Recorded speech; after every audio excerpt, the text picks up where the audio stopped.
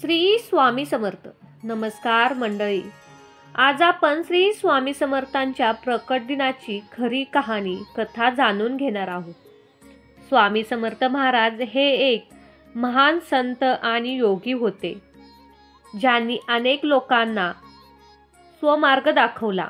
परंतु त्यांचे प्रकटीकरण कसे झाले याबद्दल फारशी माहिती उपलब्ध नाही. तरीही स्वामीसूत नावाच्या एका निस्सिम भक्ताच्या अनुभवावरून आपल्याला या प्रकटीकरणाची एक झलक मिळते. आज आपण ही हकीकत उघडून पाहणार आहोत.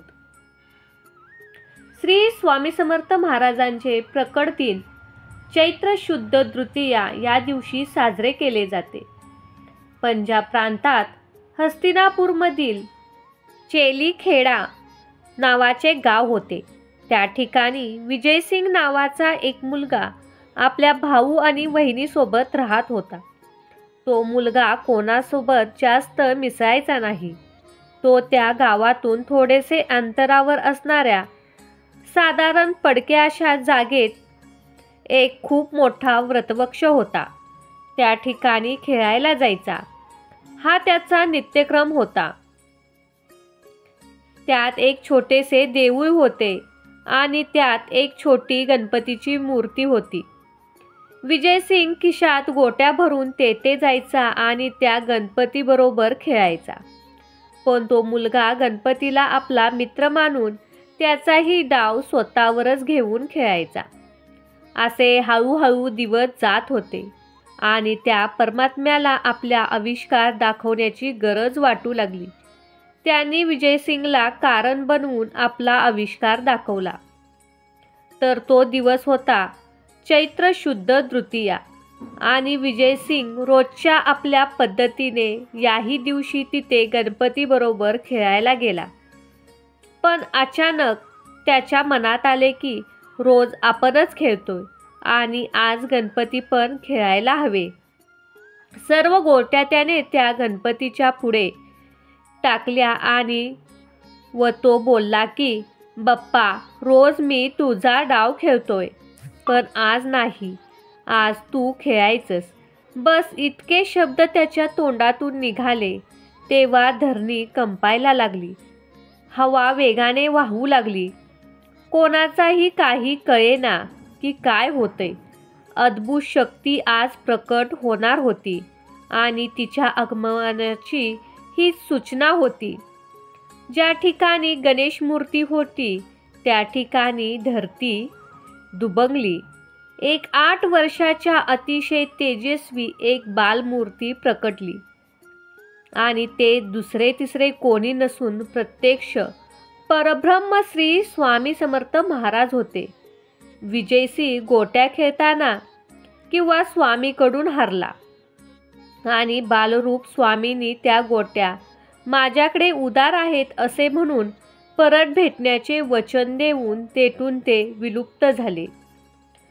थोडक्यात स्वामी अवतार हा पंजाब प्रांतात हस्तिनापूरपासून 12 कोस जवळपास 24 किलोमीटर अंतरावर चिलेखेडी नावाच्या गावात वटवृक्षाच्या जवळ गणेश मूर्तीच्या शेजारी झाला. स्वामी समर्थ प्रकट झाले. हा दिवस सर्व भक्तांसाठी एक अतिशय महत्त्वाचा दिवस आहे. हा दिवस भक्तांना स्वामी समर्थ महाराजांच्या कृपेचे स्मरण करून देतो. ही गोष्ट कशी काय होती याचे उत्तर एकच आहे, ते म्हणजे श्री स्वामी समर्थ महाराज एक महान संत आणि योगी होते. त्यांना परब्रह्म स्वरूप मानले जाते. त्यामुळे त्यांच्या प्रकटीकरणाला कोणताही नियम किंवा मर्यादा लागू होत नाहीत. ते सुद्धा काही पुरावे आहेत. ही गोष्ट खरी असून ती सिद्ध करतात. हरिभाऊंचा अनुभव हा या गोष्टीचा एक प्रकारचा पुरावा आहे. हरिभाऊ हे स्वामी समर्थ महाराजांचे एकनिष्ठवान भक्त होते. ते स्वामींच्या कृपेने सर्व इच्छा पूर्ण झाल्या होत्या.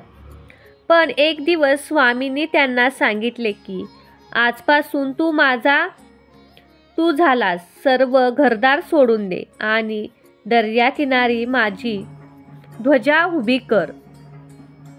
हे ऐकून हरिभाऊंना खूप दुःख झाले. त्यांना वाटले की स्वामींनी त्यांच्या इच्छापूर्तीचा मार्ग बंद केला आहे. पण स्वामींनी त्यांना सांगितले होते की रडतोस काय? माझे पोट बघ किती मोठे आहे. तू हात फिरवून बघ. हरिभाऊ स्वतःच्या सांगण्यानुसार पोटावरून हात फिरवला. त्यावेळी त्यांना ध्यान लागले. त्या ध्यानात त्यांना आपले सर्व जन्म आठवले. त्यात त्यांना एक जन्म आठवला. त्यामध्ये ते विजयसिंह होते. स्वामी समर्थ महाराजांच्या कुंडलीचा अनुभव हेही या गोष्टीचा एक पुरावा आहे. अहमदनगरचे एक ज्योतिषी स्वामींच्या कुंडलीचे बनवायचे काम करत होते. त्यावेळी स्वामींनी त्यांना सांगितले की ही माझी कुंडली आहे. ज्योतिषाने कुंडली पाहून स्वामींना दाखवली. त्या कुंडलीमध्ये स्वामी प्रकटीकरणाचा मजकूर अगदी त्याचप्रमाणे होता ज्याप्रमाणे ते हरिभाऊंना सांगितला होता. स्वामी समर्थांचे अनेक शिष्य आणि अनुयायी होती. त्यापैकी काही उल्लेखनीय शिष्यांमध्ये चोळाप्पा, बाळाप्पा, आळंदीचे नरसिंह सरस्वती आणि रामानंद बिडकर यांचा समावेश आहे. स्वामी समर्थांची अनुयायी भारतभर आणि जगभरात पसरली आहे. स्वामी समर्थ महाराज हे एक महान योगी होते. त्यांनी आपल्या भक्तांना अनेक प्रकारची शिकवण दिली.